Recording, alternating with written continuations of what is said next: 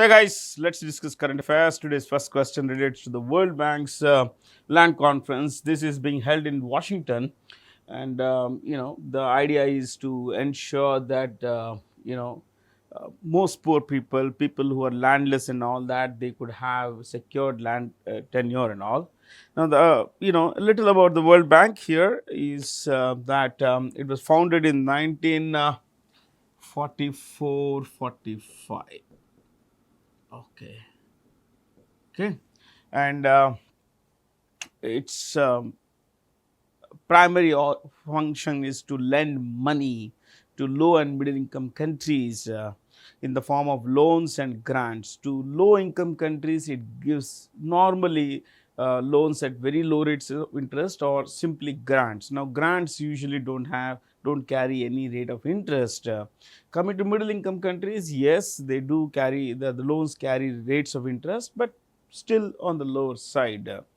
Now, it's headquartered in Washington DC, and by default, as of today, till date, by default, the president of the World Bank Group has always been an American, has always been an American.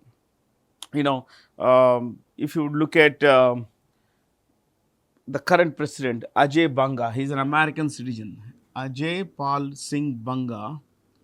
I repeat, Ajay Pal Singh Banga. Let's call him Ajay Banga. He studied at IIM Ahmedabad, but he's an American citizen. He's also the former CEO of MasterCard International, the card company. He worked for Citibank as well. Now, one more thing is that it's MD and CFO. The CFO of World Bank, I'm putting it as World Bank, is Anshula Kant. Anshula Kant. She is a former State Bank of India officer, Anshula Kant, and its chief economist. The chief economist of the World Bank is Indermeet Gill. Indermeet Gill. Okay, there we go, guys. Plenty of stuff about the World Bank. So, if you look at the choices here, you would find Beijing, which is home to the Asian, Infrastructure and Investment Bank. Asian Infrastructure Investment Bank. London is home to plenty of organizations. You could look at Unilever, which is one of the world's largest consumer goods companies. Paris is home to the UNESCO. New Delhi, of course, again home to a lot of things. Let's not get there. In fact, you could write DRDO. I've given business, I've given your agencies, and of course, a government of India agency called DRDO in Delhi. As per the report published in the journal PLOS ONE, identify the correct statements regarding India's snow leopard. Now, snow leopard is found exclusively, as you say, in snow-clad regions. That's the snow leopard there. Yeah, it is usually found in the high altitude regions, and in India, it's found in the Hemis National Park in Ladakh. Now, this is it's the largest national park in South Asia. It's about 3,000 square kilometers. 3,000 square kilometers. Okay, and it is spread. The altitude is between 3K to 6K meters, making it one of the highest national parks in the world. Okay, this is spread, and that's altitude. And a little more, my friends, about Ladakh. Let's discuss Ladakh. Ladakh is one of India's 8 union territories, and it's about 2.59 lakh square kilometers. This is only for reference. You don't have to remember these numbers, but just for reference, 2.95. Sorry, I'm so sorry. It is 0.59. I'm so sorry, my friends. It is. Let me clear this actually. Yeah, entire thing. So Ladakh's area is 59,000 square kilometers. 59,000 square kilometers. And its population is about 2.75 lakhs, people. 2.75 1.75 lakh. And that, ladies and gentlemen, would make it one of the most sparsely populated places on earth. Its density of population which comes to 4.6 lakh, 4.6 persons per square kilometers, persons per square kilometers. Okay. So, you would find only about 4.6 lakh people per square kilometer, 4.6 lakh, no sorry, I think I am obsessed with the lakh there, 4.6 persons per square kilometers. Yeah. So, in fact, if you look at the number of this out of 709 global population, 68% are found in Ladakh alone. Yeah, that's a considerable number, my friends. 2/3 of all snow leopards in the world are found only in Ladakh. What is the code name given by the Pakistan Army to its much touted large-scale retaliatory strike against India? Bunyan al-Marsoos, Marsoos, which effectively means a structure made of lead, which is very hard. So, it showcases Pakistan as an impregnable fort, something that which cannot be, cannot be, violated. Basically, that is, it would be very tough to get past that structure. Now, but we saw our strikes at 10 air bases in a matter of about 23 minutes showcase how strong Pakistan is, or how strong their fortress is. So, the army chief there is Asif Munir, field, now he's called himself Field Marshal.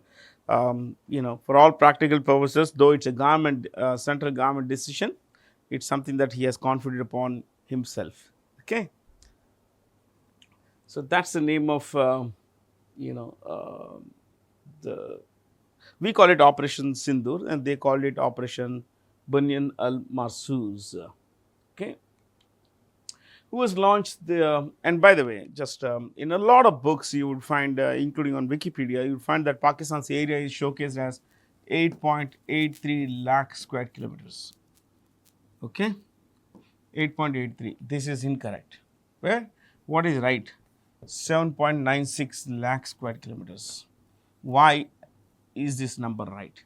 Because this excludes the area occupied by Pakistan in in Ladakh and Jammu and Kashmir. You got it now? Yeah. So, 87,000 square kilometers is what they have occupied. 87,000 square kilometers of Indian territory is what they have occupied. This is the correct area of Pakistan. That's a false area. Fair? From there to the next one, what does it read like?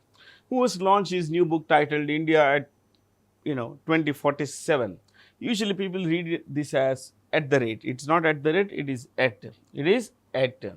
So, India at 2047 leading the global economic order. So, will India become a leading economy? It already is, but will it lead the global economic order? Well, these are conjectures, very subject to a lot of variables basically. But let us hope things work in our favor. And if you look at this, 2047 would make it, would make India's 100th year of independence. It's written by S.P. Sharma, who is also a chief economist at the PhD Chamber of Commerce and Industry. Now, look at the choices here. Abhijit Banerjee, just we'll look at this choice, important guy, 2000 Nobel Economics. He won the Nobel Prize for Economics in 2019 along with his wife and another guy. He wrote one book along with his wife. The name of his wife is his economist called Esther Duflo. And together, that is Abhijit Banerjee and Esther Duflo wrote this book called Good Economics. I'll write in short, Good Economics for Hard Times. Like this, current times are quite hard. Okay. So, that's a book written by this guy. Viral Acharya is the Deputy Governor of the RBI. Kaushik Basu is the Chief Economist of the World Bank, and before that he was the Chief Economic Advisor to the Government of India. Okay. Jayati Ghosh is also an economist, but of the leftist variety. To which nation did India extend crucial financial support to the tune of $50 million treasury bill for one more year? Now, what exactly does this mean? See, India did not give any paisa technically, but what it did was the Bank of Mauritius, the State Bank of Mauritius, issued a treasury bill. It issued debt. Okay. Now, how does the debt work? Okay, I have a paper here with me. Okay, it's something written on it. Let's say blank paper. Okay. Now, on this paper, it's written $50 million. Okay, we buy this. We buy this. We give $50 million to Maldives. We get a paper. Now, it usually would carry what is called an interest rate. An interest rate. Now, interest rate, let's say, is 3% and maturity is 10 years. So, in 2025 we buy, so it will be in 2035 it will mature. Means at the end of this 10-year period, we will get back our $50 million along with the entire interest. Now, ladies and gentlemen, this is like a fixed deposit. It's like a fixed deposit, but more importantly, our loan to this has no interest. We are not getting any interest. It's interest free. Second thing, we are buying this to give them debt. That's it, nothing else. Okay. So, one, it's interest free loan. Okay. Two, we are helping them. Why? Because Maldives is in a very bad position, my friends. It's in a very, very bad position. This is Maldives. That's India there. Yeah. This is before I come to this. You see, this is here. Okay. Maldives, my friends. If you look at the map, you will find that Maldives is it's spread across 90,000 square kilometers. 90,000 square kilometers. This area is spread across. The country is spread across 90,000 square kilometers, but the country's area is just all the territories. If you add, it comes to 298 square kilometers. So, it's a pretty tiny place, the smallest country in Asia. Okay, but it's spread across a large area. Now, it's clearly in major trouble, economic trouble. There is no paisa with this country. The country has a debt of about $7.3 billion. Let's make it this way. I'll just focus not the total debt. I'll focus on the external debt. Means the money it owes to the world outside. Okay, the external debt of this country is $3.4 billion. Let's make it billion dollars. Okay, of which, mind you, $1 billion, $1 billion is due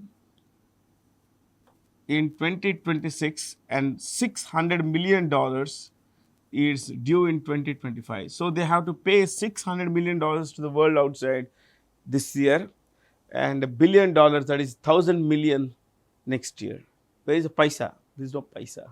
Yeah, the total foreign exchange reserves are like currently $700 million. And ladies and gentlemen, this is the total foreign exchange reserves. Okay, of this also about $400 million is something that India has given them, as a currency swap agreement. I'll tell you something later about this. But look, all this money is ours. We have given them, we have lent them. Okay, but they are basically leaning towards China. Yeah, it's also incidentally the world's lowest lying country.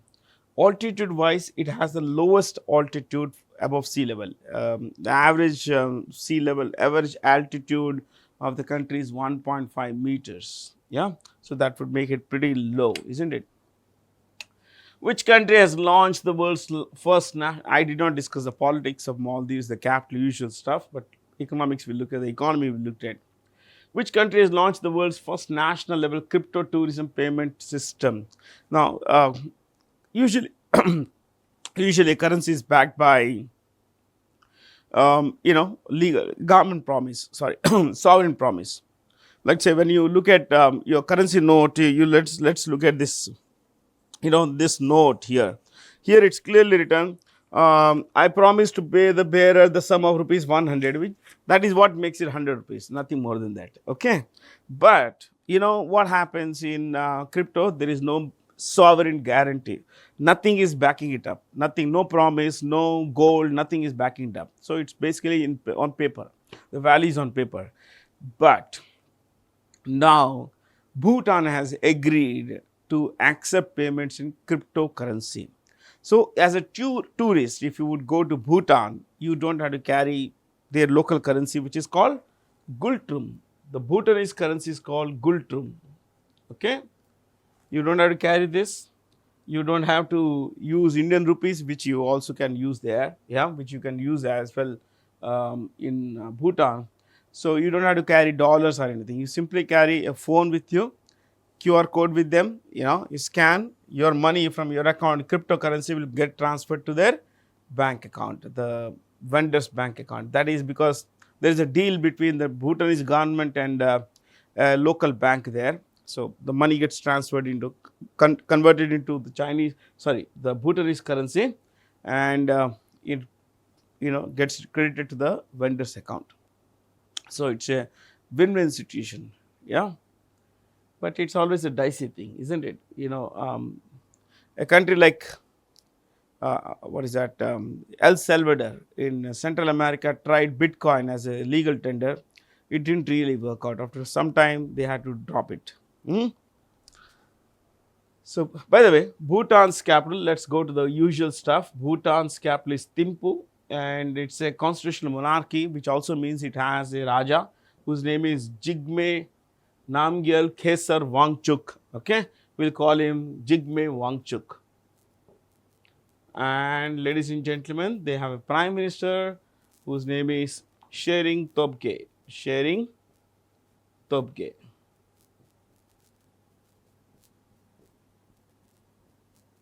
This is a prime minister. It's a tiny country. It's usually ranked among the best in the world when it comes to happiness. What about the choices here? Canada, the world's second largest country by area. France, it's nicknamed Hexagon. What is it nicknamed? Hexagon, because of its shape. Find out more about this. Okay, there's hardly anything else to discuss. But remember, the first country to have a cryptocurrency as legal tender was El Salvador. El Salvador went with Bitcoin, but it didn't. The experiment didn't last long. Okay. Which Indian startup has entered the Unicorn Club? Unicorn is a mythical creature, and as far as the Unicorn Club is concerned, something that has a value of $1 billion. That current value would be about 8,600 crores. Okay. Which startup has entered the Unicorn Club in 2025 with a new round of funding? Porter. It's basically a logistics company. As you can see, you must have seen that they run small trucks, all that stuff. It was started by 3 guys: Vikas Chaudhary, Pranav Goyal, and Uttam Digga. Vikas Chaudhary, Pranav Goyal, and Uttam Digga. Let's look at, okay, one more logistics company here, Delivery. Delivery is run by CEO and co-founder Samir Barua. CEO and co-founder. There are a lot of founders, 5 founders actually for Delivery. So, these valuations are matter of, again, a lot of factors. So, things may go up or down. There was this company that was valued at $22 billion, in 2022. What happened to it? It went bankrupt. Today, there is no such company. Okay, ladies and gentlemen, meet Bhuvan Ribu here, who became the first Indian lawyer to receive the Medal of Honor from the World Jurist Association. Okay, guys, by the way, this Dominican Republic is in the West Indies. Okay, this is Bhuvan, Ribu. He runs an organization, child rights organization called Just Rights organization. Just Rights for Children. This is the name of his organization. It is an intervention organization, legal intervention organization. It fights for children's rights and all that, rescues them from child labor, bonded labor, pushes them into education, into more constructive activities. So his work has been recognized globally now, and he is right there at the very top. Now, you know these choices. Now, Harish Salve, one of India's finest lawyers. Abhishek, I think I don't need to discuss these guys. Okay, let's go past this. Anita Anand is a new foreign minister of Canada. Is a new foreign minister of Canada. I just have this America's map. As you know, I love maps.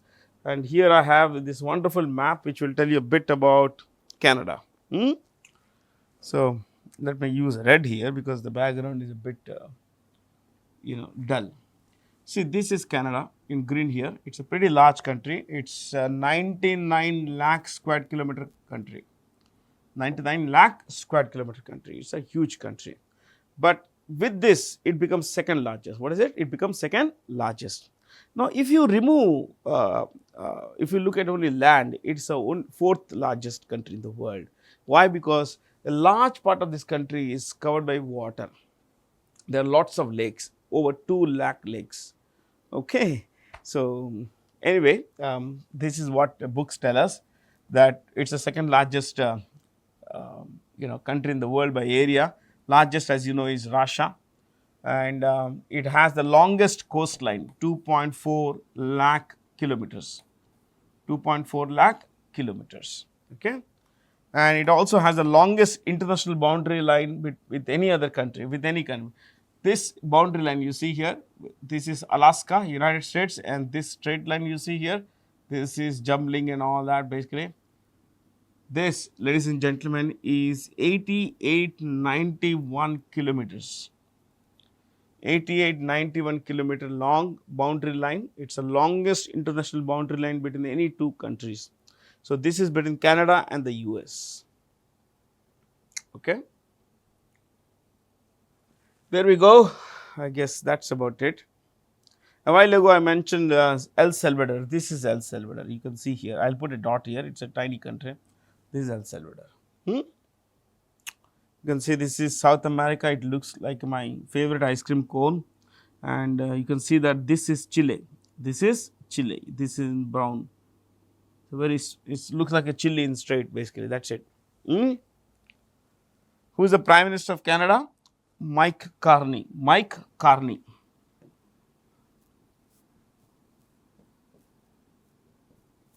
Okay, Mike Carney. Mexico's president, this is Mexico in yellow here, and Claudia Sheinbaum. Sheinbaum. She's the first woman president of Mexico, in about 200 years. In fact, that would be make her the first.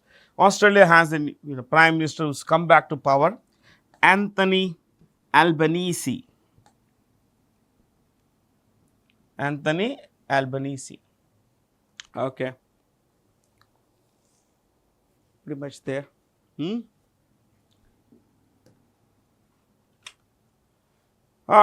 One of my most favorite actors, Robert De Niro. Ladies and gentlemen, meet Robert De Niro.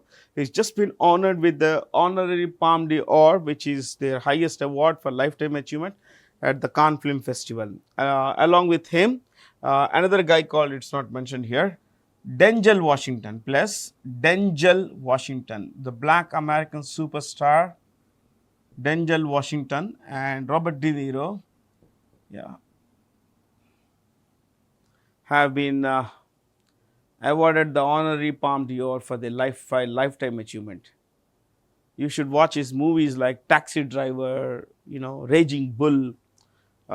Recently there was this movie called The Irishman.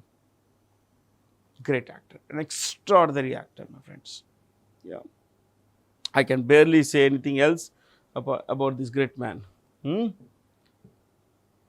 This Francis Ford Coppola, Martin Scorsese, Quentin Tarantino, Spielberg, they are all directors, great directors, of course. Godfather, Gangs of New York, and Steven Spielberg, of course, you would know Jurassic Park and all that stuff. Yeah.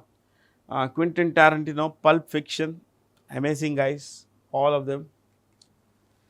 Identify the correct statements regarding Justice Bhushan Ram Krishan Gawai, the new Chief Justice of India. Okay, all of them are right. All of them are right, and he's recently succeeded Sanjeev Justice Sanjeev Khanna. Okay. He is the second, only the second judge from the SC community, scheduled caste community. I do not like to discuss these uncomfortable things as a teacher, but let me bring in the first person from the scheduled caste community, ladies and gentlemen, was this, jurist from Kerala, KG Balakrishnan, KG Balakrishnan, the first CGI from the Dalit community. Okay. So, ladies and gentlemen, he was a CGI of India, if I am not wrong, in 2007 and 2010. 2010. Yeah, KG Balakrishnan. People have worked extremely hard to get where they are, my friends. And it's a nice thing, my friends. Really a nice thing.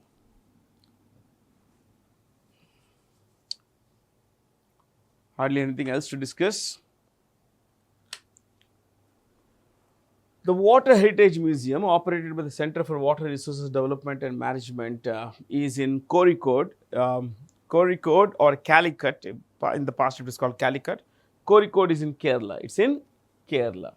So, basically, the idea is, this particular museum showcases the local water conservation and water, basically water conservation practices, water drawing practices. More importantly, the kinds of different modes of practices, water conservation as well as water drawing practices from around the state.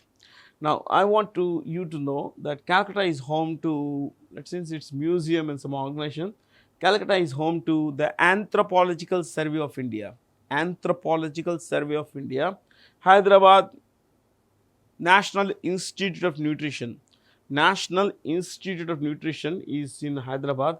Chennai is home to plenty of organizations like Central Leather Research Institute. Central Leather Research Institute. Bengaluru, the Indian Institute of Science, and there is Raman Research Institute. Yeah. Padma Shri awardee and scientist Subbanna Ayappan, who died recently, was the key figure behind India's Blue Revolution. Blue Revolution is related to increasing fish production in India. Okay, basically fish production across India. And Professor Ayappan, Subbanna Ayappan, was the first non-crop scientist. He was an aquaculture scientist. He was the first non-crop scientist to become the chief, that is a Director General of the ICAR, the Indian Council of Agriculture Research. First non-crop scientist to head the ICAR, Indian Council of Agriculture Research. So, we have these guys. What about the choices? Grey Revolution relates to fertilizers, increasing, it is all about increasing production of something. So, here in this case fertilizer.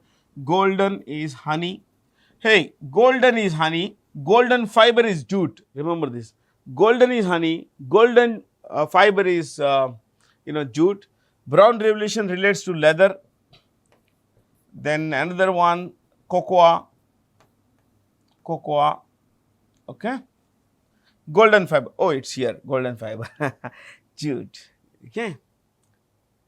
Then there is round revolution, which is potato and all that.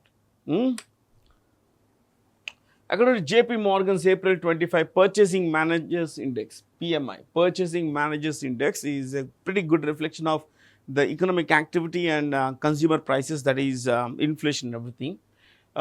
Which country has emerged as a global frontrunner in both manufacturing and services activity? India. We have been doing quite well recently, of late, but again, as I said, these are all subject to a lot of variables. Okay, I always say this because the only thing that is certain is uncertainty about the future. Okay, the future is built on risk. So, what we don't know has an inherent risk in it. So, in this case, India, and as far as JP Morgan is concerned, it's a subsidiary of JP Morgan Chase, which is headed by, this is the world's largest banking institution. Remember this, the world's largest banking institution is JP Morgan Chase, headquartered in New York. And you look at this, the CEO is Jamie Dimon or Dimon, Jamie Dimon. Inarguably the world's most powerful finance executive, my friends. Ant Group will sell a 4% stake in Indian payments firm Paytm, which was started by Vijay Shekhar Sharma. Paytm was started by Vijay Shekhar Sharma. You know, it's going to sell 4% for 242. So you can understand if 4% is $242 million, how much is 100%? Yeah. And it's an affiliate of Alibaba Group. Alibaba Group. Alibaba Group was started by Jack Ma. Jack Ma is a co-founder, but who is the CEO currently? Eddie Wu. Eddie Wu is the CEO of Alibaba Group, which is one of the world's largest e-commerce companies. Okay, Eddie Wu. Okay, I guess that's about it. This Tencent owns your WeChat. WeChat. BYD, it's not build your dreams. Remember this, it means something else. Find out what it means. Maybe I'll tell you in the next class, first question itself. Jose. In Spanish, the J is pronounced with an H. So it's not Jose, it's Jose. Jose Mujica was the world's poorest president. Because he used to live in a, he would donate 90% of his $12,000 salary to charities, especially those charities that would take care of the poor, the disadvantaged persons on the street. Okay, so he served as the president of Uruguay. He was there for a long time, and I think that is one term. 2010 to 2014. Yeah, but in Uruguay, you cannot run for a president cannot run for 2 consecutive terms. One term over, step down from the office, resign from the office. That is get out of the office, and then someone else comes in. You can run. I mean, if you want to run again, yes, you can run after the term of, but it must be a non-consecutive term. Now, what are the choices here? Colombia, Gustavo Petro. That's the president, I think. If I'm not wrong, Gustavo Petro. The capital is Bogota. This is the capital, Bogota. It's the only country named after Christopher Columbus. Uruguay's capital is Montevideo. Okay, why don't we look at the current name, the current president's name? Yeah, Uruguay. Yamandu Orsi.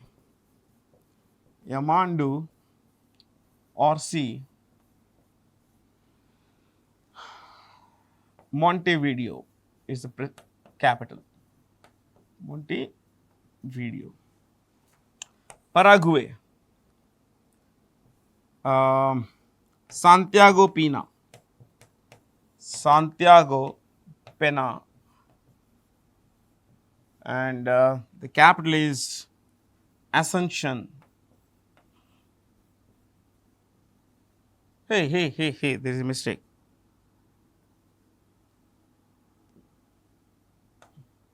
Okay. Argentina, Javier Milei, and the capital is Buenos Aires.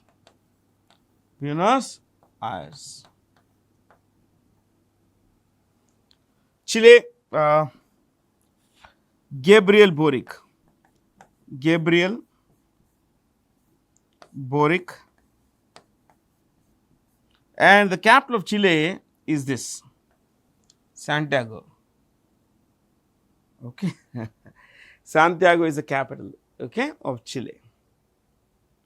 I think we discussed quite comprehensively. Which Indian legal expert has been appointed as the chairperson of the BRICS? BRICS is this organization with 10 members. 5 Brazil, Russia, India, China, South Africa, and to which you can add Egypt, Ethiopia, United Arab Emirates, Iran, and Indonesia. So these are the 10 organs, members, sorry, of BRICS. It is Harvansh Chawla. I'm not going to focus on this question, not much to discuss there. But remember, BRICS is headquartered in more or less, it has a bank called New Development Bank, which is headquartered in, Shanghai. It's headquartered in Shanghai, which is the financial capital of China, pretty much like India's Mumbai. Okay. According to Ethnologue, which Indian language has found a place in the, has found a place among the top 20 global most spoken languages in 2025? All of them, in fact. But let me tell you something. The world's most spoken language is Mandarin. What is it? Mandarin, which is Chinese, Mandarin Chinese. And it has nearly 99 crore speakers. 99 crore speakers. Second is Spanish. It is spoken across Central America, large parts of the United States, and the whole of South America except Brazil, and of course Spain and some parts of North Africa as well, and Philippines. Yeah. Spanish 48.4, make it 48, round figure, okay? 48. 3, you have, what is that? English. 39 crore. 4th is our Hindi, about 35 crore. It's 34.5, so make it 35. And Portuguese. And 5th is Portuguese, which is spoken in Brazil, the main language in Brazil, and of course some parts of Africa and the country of Portugal in Europe. Portuguese, this is U, this is E. My handwriting is a bit dicey. Yeah, this is about 25 crore. 25 crore. Yeah. Top 5 languages in the world, my friends, by number of speakers. Okay. The central government has officially designated September 23rd, isn't it? Yeah, so as Ayurveda Day. Why is 23rd September? Because that's the day, we have the autumnal equinox. Autumnal equinox. When you have the, a day's length being 12 hours, night's length being 12 hours. This is about balance, and Ayurveda is about balance. That's what the government said. That's why they chose this. And before they chose 23rd September, what was the date? It used to be Dhanteras, which is, you could say, one day basically before, Diwali. Diwali is on Amavasya, 15th that is, and 14th, then 13th. 13th is Dhanteras. Teras is 13th. So, but then, this Dhanteras is subject to Tithi. They looking at when the Tithi is, there will be Dhanteras. So it's Tithi based, Indian Shaka calendar based. So because the day would vary, no specific day, the government of India chose this. They chose this particular day because it's now stable. Yeah. Under the Minister of Social Justice and Employments, Bhiksha Vritti Mukta Bharat, begging, free India. Indore has been declared. Indore has had multiple, claims to fame. India's cleanest city, India's first city with tap water to, all places, all households and everything. So it's like, it's one of those places that where a lot of things happen for good basically, and it does a lot of good to the people there. So I'm not going to go there, okay. But you know what? Indore is one of India's only 2 places. Indore's airport is one of India's only 2 airports to be named after a woman. The Delhi airport is named after Indira Gandhi International Airport, and then Indore airport is named after Devi Ahilya Bai Airport. Devi Ahilya Bai. So it's called Devi Ahilya Bai International Airport. Okay. Janta Ki Kahani, Meri Atmakatha is the autobiography of Bandaru Dattatreya, the governor of, Haryana, the governor of Haryana. BJP guy, he's from Andhra Pradesh and Telangana. Earlier, United Andhra Pradesh, he was MP in those days. and now he is governor. After Telangana was formed, he became a governor. Okay. So, ladies and gentlemen, R.N. Ravi is the governor of Tamil Nadu, Anandabhen Patel, governor of Uttar Pradesh, former chief minister of Gujarat, and currently the governor of, what is the place? I mentioned Uttar Pradesh. Jishnudev Verma, former deputy chief minister of Tripura and currently governor of Telangana. Bhagat Singh Koshari, currently no office.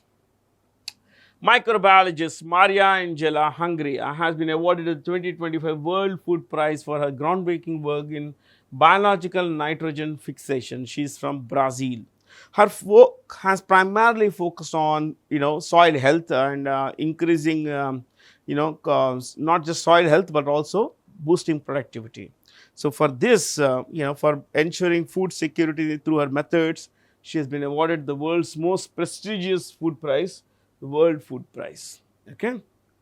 So anything else that we can look at? Not really. Yeah. Hungary. The choices we looked at. Hungary's capital is Budapest.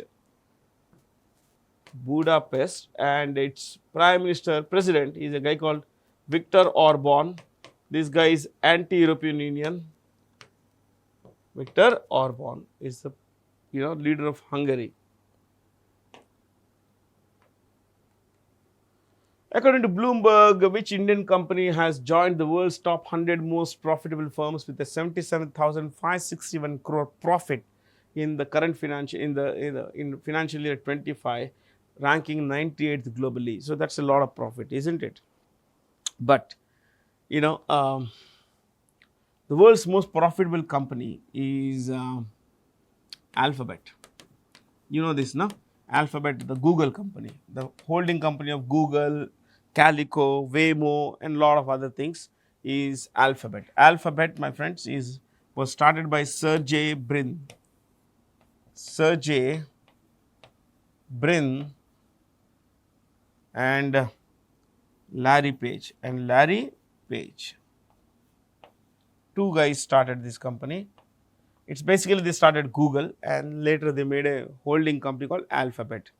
Now, I want you to know one more thing. It's last year its revenue was $350 billion, on which they made a profit of, I was surprised, yeah, 1/3 profit, my friends. That's a profit. On a turnover of $350 billion, they made a net profit of $111 billion. Huge profit, isn't it? These are the co-founders, and the CEO is a guy called Sundar Rajan Pichai. Sundar Pichai. Okay. Adani Group, Gautam Adani is the chairperson. HDFC Bank is run by CEO Sashidhar Jagdishan. And Reliance Industries, of course, is headed by Mukesh Ambani. Tata Group, Natarajan Chandrasekharan. Okay. That's all from me. Have a lot of fun. Thank you for being here. Stay curious.